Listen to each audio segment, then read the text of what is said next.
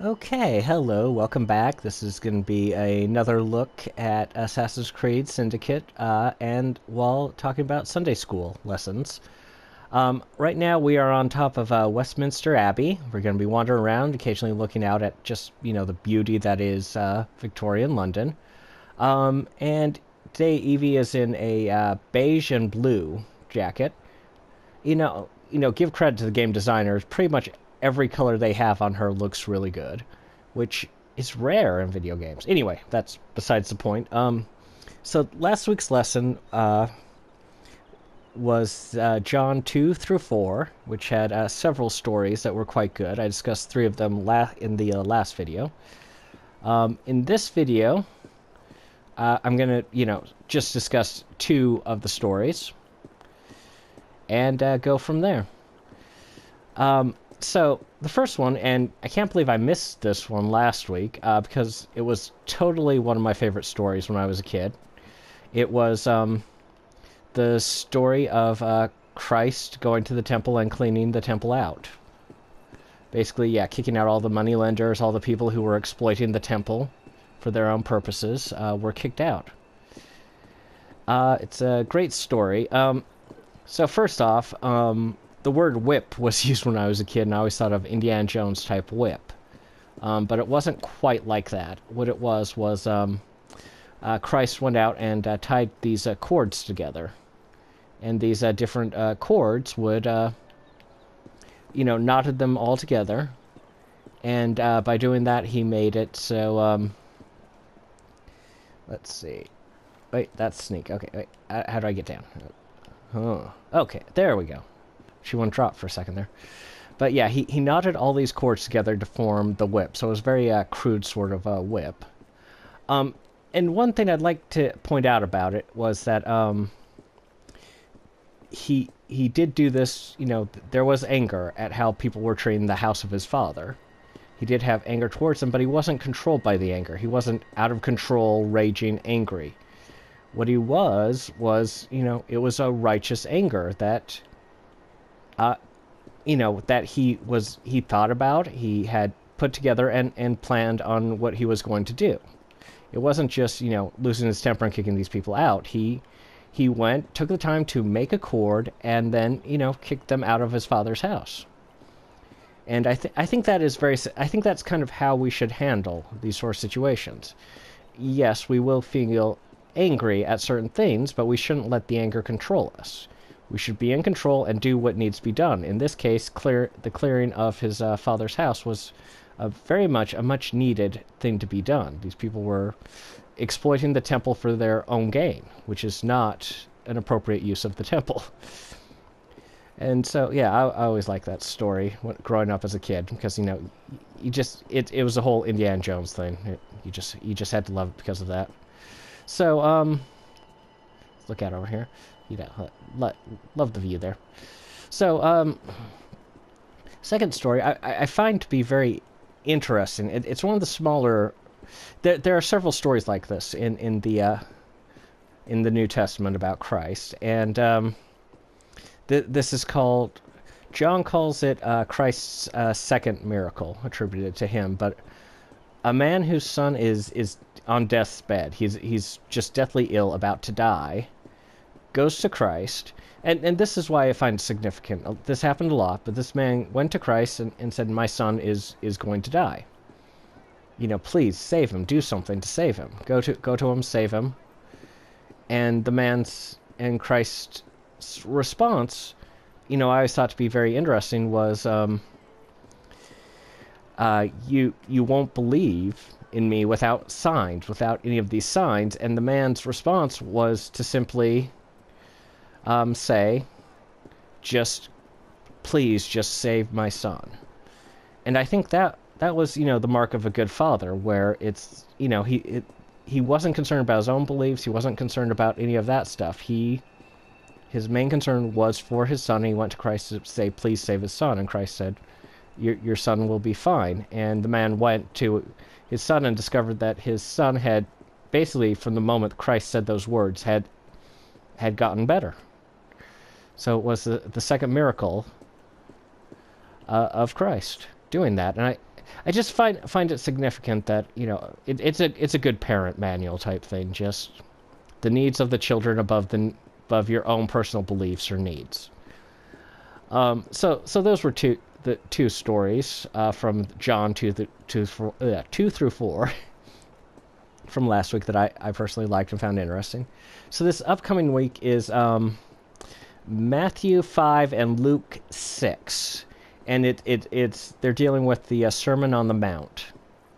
So, just going to do some of my takes on this. So one of the things that really kind of struck me is that we don't always realize how, radical, how out there Christ's teachings actually were for the time. And let me explain this before you, say, what you talking about, and imitate an old TV show in that regard. Well, let's go back to Moses and his time. So Moses went up, I want to say Mount Sinai. I'm pretty sure it is, but I'd probably have to double check it. Ooh, legend is so pretty. Anyway, Mount Sinai. Yeah, we're going to go with that one. To commune with the Lord for 40 days, where he received, the commandments for the people to follow. So he comes down from the mountain and discovers that the people had melted all their gold, made a golden calf, and started to worship it in just 40 days without his guidance. Which, way to make them feel welcome, but it's also a bit disappointing. It's like, father come down and find the children aren't doing what they're really supposed to be doing. As such, he destroyed the commandments, destroyed the, if you remember the movie Ten Commandments, he threw the commandments and they destroyed both the idol and the commandments at the same time. I don't think that's what actually happened in the Bible, but it made for a good visual in the movie. Regardless, he destroyed the commandments he had received from the Lord and, basically destroyed their idol and stopped them from doing all the bad stuff that they were doing. Now, it's generally assumed, and that the commandments that Moses destroyed at this point were the Ten Commandments. That's actually not true. What he destroyed was the higher law, the same law that Christ would bring, a few thousand years down the road. That's the law he destroyed, and came back with, basically a much simpler, much easier law for them to obey. That's why the Ten Commandments are so, very, very basic. They're very basic commandments. And, because everyone needed, to be reminded of what the basics were, what you're supposed to remember. So that's why there's rules like, don't kill, be nice to your parents, don't steal, very basic rules that you would think everybody would know, but they had to be very basic. He started with the basics of the Ten Command, and then introduced the Mosaic Law, which, if you've ever read Leviticus, it gets incredibly detailed about what they can or cannot do. And that's, it's because the people of the time really needed a very strict law, otherwise they, would just stray and not do what they're supposed to be doing. It's kind of, like punishing your children. It's like a parent punishing their children, basically saying, okay, we're going to have much stricter rules, and you need to follow them exactly, otherwise there will be these pretty darn harsh punishments. So, and by the time Christ came around, the interpretation of the rules and laws that Moses brought were,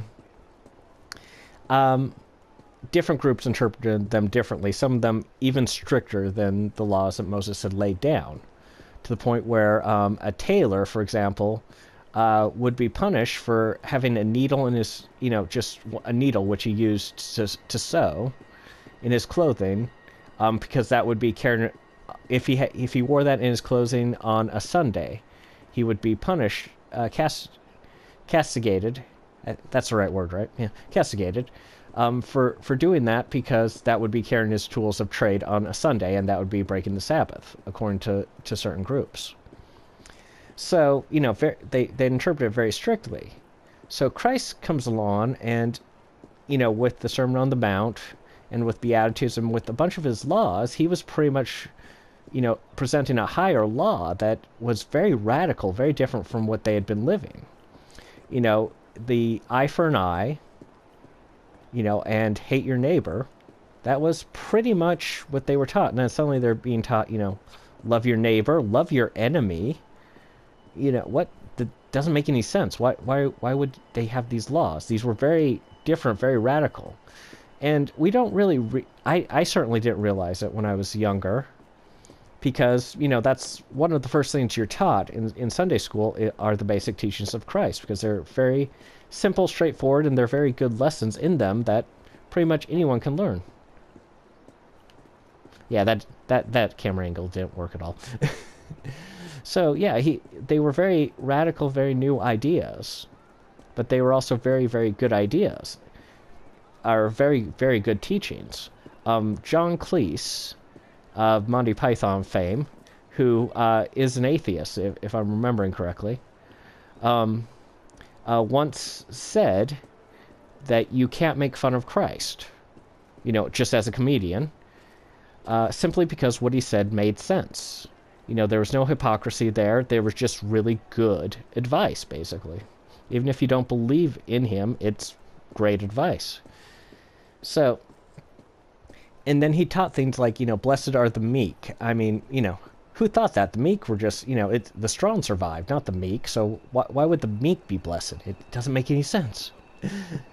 So, yeah, that was my big takeaway from the Sermon on the Mount lesson. There were a couple of other things I just wanted to mention. So, one of them, let's look at it over this view. It's very very nice. Just love Victorian London. Well, one of the things I wanted to mention was Christ compared his apostles to salt. Now, the salt was a very, very important. It was just very, very important at this time period. It preserved meat.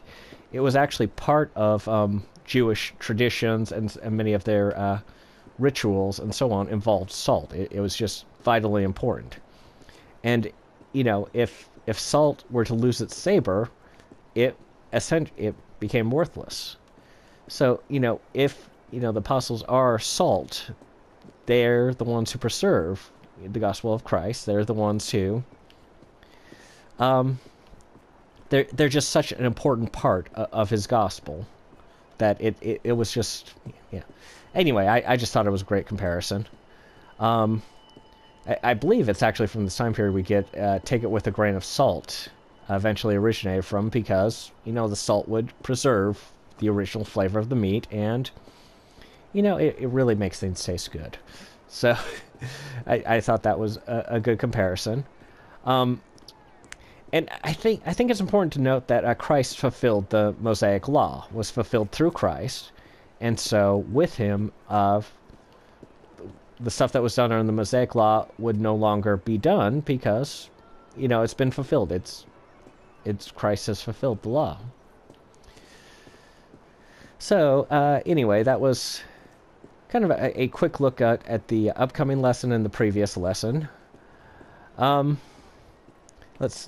end on a lovely, let's see. Ooh, we'll have a view of the clock here, looking up. Yep. Anyway, like and subscribe if you like this. Let me know what you think about my thoughts on these parts of the scriptures. And I will see you in the next video. Bye.